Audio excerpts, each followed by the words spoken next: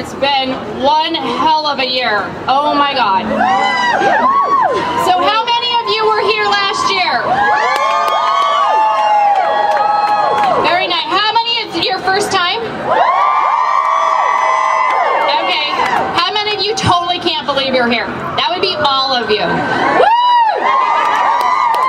All right, well, so welcome to all of you. I'm gonna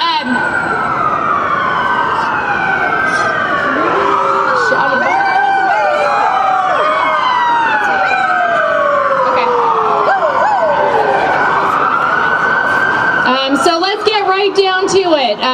The reason that we're here is to put this community and the world on notice that victim blaming, slut shaming, and rape culture can no longer be tolerated.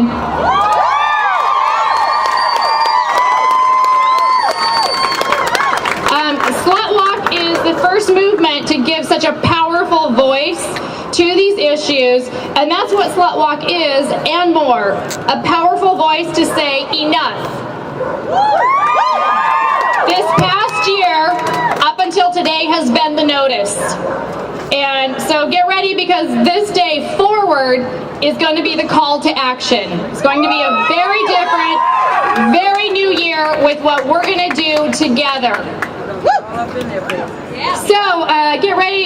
Today you're going to learn more about the issues at hand, the ones that I just mentioned. You'll better understand their impact on individuals and what you can do to make a change. So we have a little bit of a focus on that this year. Why do we still need Slutwalk? I'm sure each of you have an answer to that.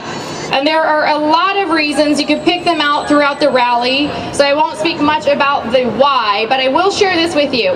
One of the reasons, to me, is the stories that have transpired throughout the past year from being here. And you being here today makes a difference not only in your life but in the lives of others. And I have an example of things really happen this way. Just a few weeks ago, my daughter and I, we were to shop in Kirkland, and Slutwalk kind of got mentioned. And the woman behind the counter just froze. I mean, Kirkland, I don't expect a lot of folks in Kirkland. All right. So she just froze, and she looked up and she said,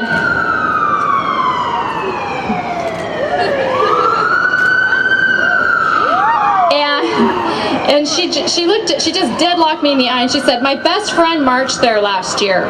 She did it for her sister because her sister just couldn't do it. She had endured years of abuse from an ex after protection orders and all of those things that are supposed to help. And that included sexual assault. So she did it for her sister, and she did it for the pain that her whole family endured."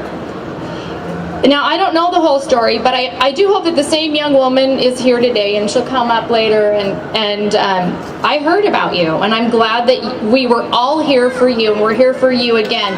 So those are the stories. Those stories actually happen to me a lot, because I talk about Slutwalk a lot. Everywhere I go, I wear a button. All year long, I wear my shirt.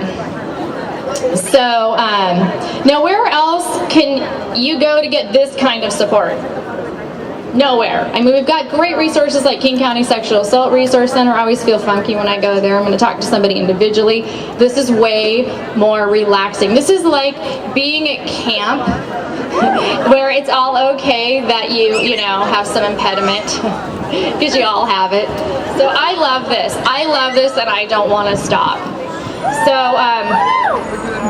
So now we have to harness the movement, move into the next year with all of the force we can muster, so people can continue to experience healing and share their stories.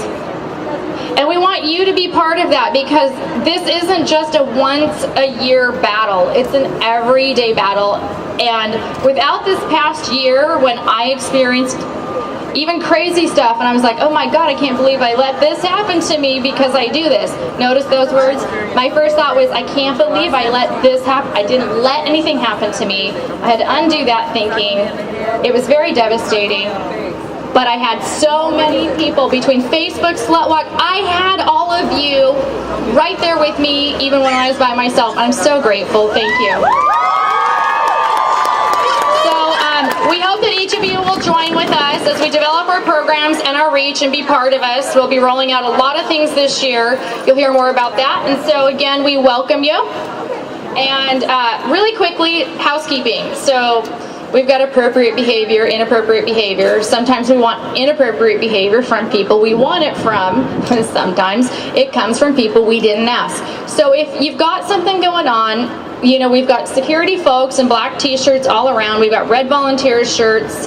They're happy to connect you with a really good solution.